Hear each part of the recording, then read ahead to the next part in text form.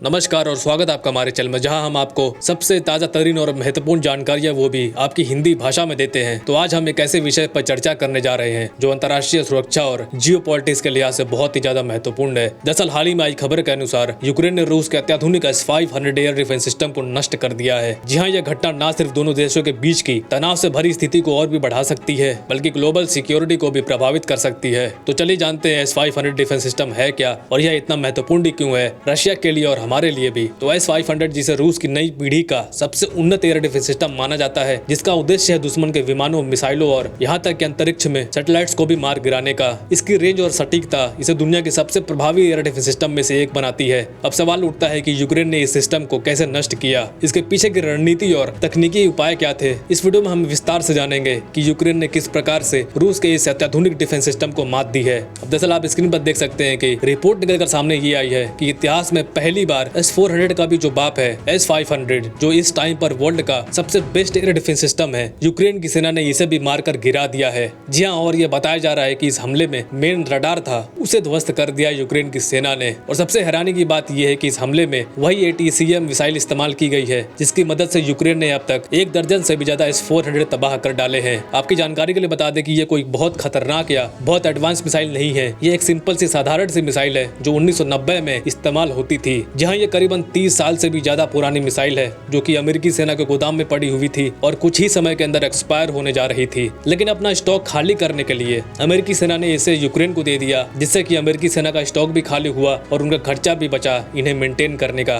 और दुनिया के सामने भी दिखावा कर दिया कि उन्होंने यूक्रेन की मदद भी की है। लेकिन अमेरिका को भी ये अंदाजा नहीं था कि ये 30 से 40 साल पुराने मिसाइल से यूक्रेन के सैनिक ये कारनामा कर दिखाएंगे, जो आज तक अमेरिका के अरबों डॉलर के हथियार, चाहे वो इनके खतरनाक लड़ाकू विमान हो या खतरनाक मिसाइल हो, ये भी नहीं कर पाए थे। और बताया जा रहा है कि आने वाले समय में अमेरिका इस सफलता को देखते हुए इस प्रकार की और मिसाइलें यूक्रेन को सप्लाई करने जा रहा है। वहीं ये जो खबर है, इसको लेकर रूस की तरफ से कुछ पुष्टि नहीं की गई है। जैसे कि S-400 अब से कुछ ही दिन पहले मारकर गिराया गया था, उस समय रूस ने कहा था कि जी हाँ, हमारा S-400 तबाह हो चुका है। लेकिन S-500 पर अभी तक रूस चुप बैठा है, उसने कंफर्मेशन नहीं दी है। लेकिन ये खबर अगर थोड़ी सी भी सच होती है तो ये ना सिर्फ रूस के लिए बल्कि जिन देशों ने S-400 खरीदा है ना, उनके लिए भी बहुत बड़ा झटका है। क्योंकि आप खुद सोचिए, S-500 latest air defence system है, इसे S-400 का बाप भी कहा जाता है। S-400 से कहीं ज्यादा एडवांस है। तो जब यही सुरक्षित नहीं है तो S-500 की सुरक्षा की क्या गारंटी है। इसलिए अब यहाँ भारत को भी देखना होगा कि इसमें कौन सी ऐसी चूक हो रही है जिससे S-400 डिस्ट्रॉय हो रहे हैं और साथ ही S-500 भी बच नहीं पा रहे।